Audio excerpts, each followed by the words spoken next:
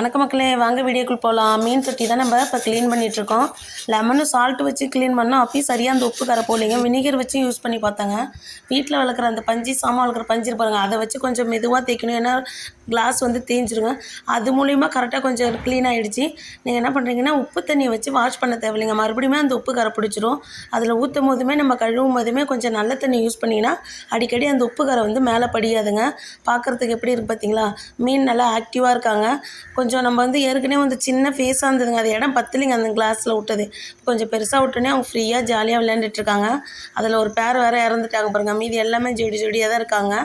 நீங்கள் வந்து இப்போ மீன் தொட்டி க்ளீன் பண்ணுன்னா நான் சொல்கிற போல நீங்கள் ஃபாலோ பண்ணி பாருங்கள். ரொம்ப அழுத்தி தேய்க்க தேவையில்லைங்க. அந்த இரும்பு மாடலில் ஒரு மாதிரி இருக்கும் பாருங்கள், அதெல்லாம் லைட்டாக அப்படி ப்ரெஸ் பண்ணாவே அந்த உப்பு கரை போய்டும். முடிஞ்ச அளவு நீங்கள் நல்ல தண்ணி யூஸ் பண்ணாவே தொட்டி பார்க்கறதுக்கு க்ளீனாக இருக்குங்களா. இதில் கப்பீஸ் தான் நிறையா இருக்காங்க. இவங்களுக்கு கரெக்டான ஃபேஸ் கரெக்டாக இருக்குங்க. நீங்கள் இதே போல் ட்ரை பண்ணி பாருங்கள். பிடிச்சிருந்தால் லைக் பண்ணுங்கள், கமெண்ட் பண்ணுங்கள். ஓகே.